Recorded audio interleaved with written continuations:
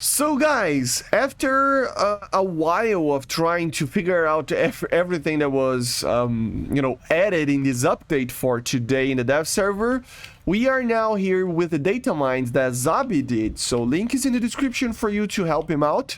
And all the information that we show here will be coming from data mines that Zabi did. Also, another message, of course, if you want to help the channel, I will continue with the message. Thank you all the donations and everything. If you want to help the channel, link is in the description with PayPal. We're trying to build a better PC for a better quality on the channel. First thing that Zabi found, guys, is, yes, look at this. The Kuznetsov is here. Not one, actually, two of them, if I'm not mistaken.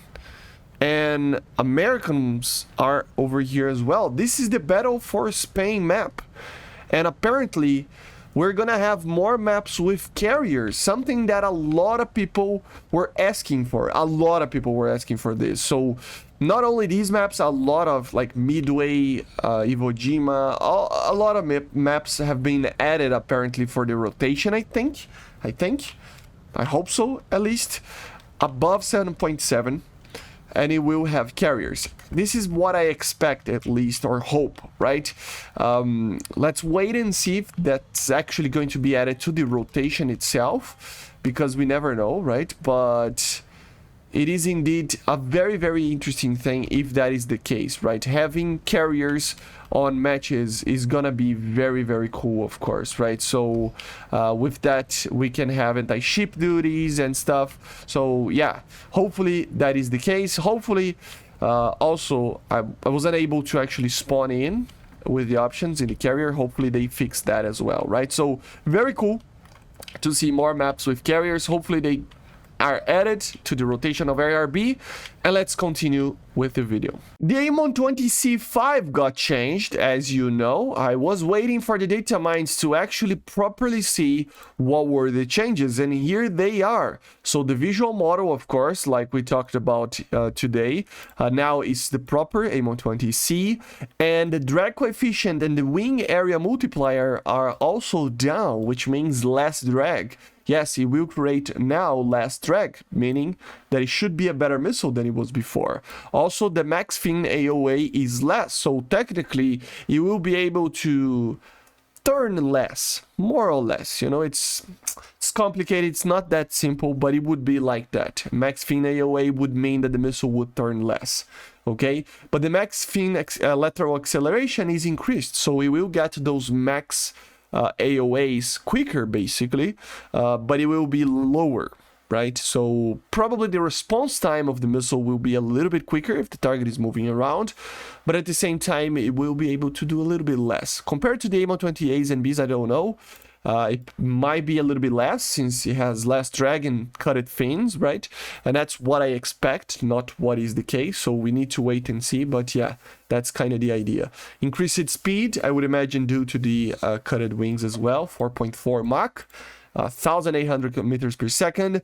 The max flight time or flight range basically got to 120 kilometers. 180 was very optimistic. Even 120 is kind of optimistic, to be honest, for any missile. So yeah. And then there were some changes to the seeker itself. So the sensitivity of the transmitter is a little bit increased. I don't know exactly what that means. If you know, let me know in the comments. The Doppler speed reference width as well. I think this is basically meaning that you can notch it a little bit easier since it was increased from 60 to 80. And yeah, basically, I think that's kind of it. So kind of a buff or a nerf at the same time over here. Loft got decreased, so now it lofts less, okay, which is probably a good thing. It was way too aggressive on its loft, which means, yeah, it would lose a little bit of energy sometimes because of that. So now it's a little bit less, it's a little bit more controlled, which is a good thing. The guidance as well, slight delay or increased over here on the start of the guidance. Nothing too major, but yeah, so major changes in the missile becoming readier and readier, right, for the game. So yeah, the cutted fins basically introduced it now, properly implementation of autopilot and everything that the missile needed. It wasn't really a ready missile. Now it's closer to that. Of course, you can expect these missiles to be adjusted during the next days when the patch gets updated and updated and updated, okay? Another thing that they did is increase the range of this radar. The IRIS-T SLM radar got a buff to 250 kilometers of max range detection. So yeah, it should be an all-seeing eye. Hopefully everything else get fixed so that we can actually use this type of thing properly, as you saw in the other video if you saw it, right? It's a very difficult AA system. Any of these, it's very difficult to beat the KH-38. And honestly, in my opinion, that's the main objective, to beat the launchers of KH-38s, right, with these NATO AA systems. So yeah, got a radar, a range increase. Doesn't mean much, but yeah. And this cockpit that was added for the F5E for the Swiss Air Force is now here. Of course, like I said before on the other video, that it was finally getting cockpit. But at the same time, guys, this thing is kind of weird because this was the F5N cockpit in the files. Remember that I told you guys about, I think it was like yesterday or something, I don't remember when, that there was an F5E, F5N cockpit that was basically the aggressor's cockpit or aggressor's F5 of the US. Maybe it would be a premium aircraft, maybe it would be something like that. Apparently, no, that cockpit is added here for the Swiss F5E because they are the same aircraft. The F5N and the F5E for the Swiss aircraft are basically the same aircraft. Okay, the only thing is that, of course, these aircraft were sold back, or I don't know, gave back, I don't know, to the Marines to be the aggressors, right? So yeah, the F5s are indeed the same. But unfortunately, no F5N coming for the US apparently. Also, this aircraft now has the official loadout of the F5Ns and stuff, and the AIM-9Ns and stuff, so it's now working better, I think.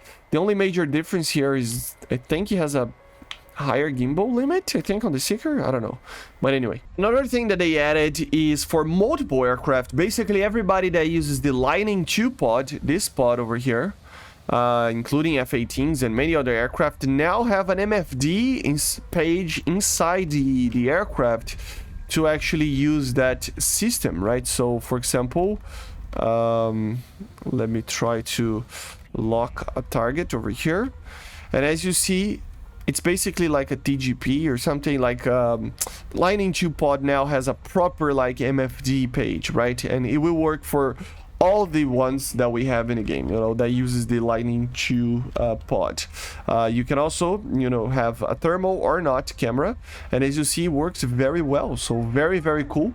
Hopefully in the future they add a button or a control for you, the same way that you can, you know, change where the radar is looking, basically change from the cockpit where the TGP is looking or the point is looking with the camera, right? That would be very cool for simulator battles, right? But yeah, very, very cool addition. Remember, everybody that uses the Lightning II pod will have these AMXs and Tornadoes and F-18s and many, many other aircraft. I'm not going to show every single one of them, obviously, just to know, for you to know basically how it is. And final thing is that they changed the fly model of the L-39. Is it feelable?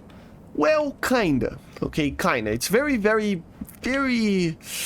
small changes, but they feel like you have changed a little bit of the aircraft. Okay, so what changes, basically the controls feel lighter in a general sense, so you can pull a little bit more without having to, you know, to take a little bit more time. Basically it feels just lighter, right? At the same time, for example, for a row, it's a little bit sluggish, so overall the controls themselves are lighter, but it will take a little bit more time to row.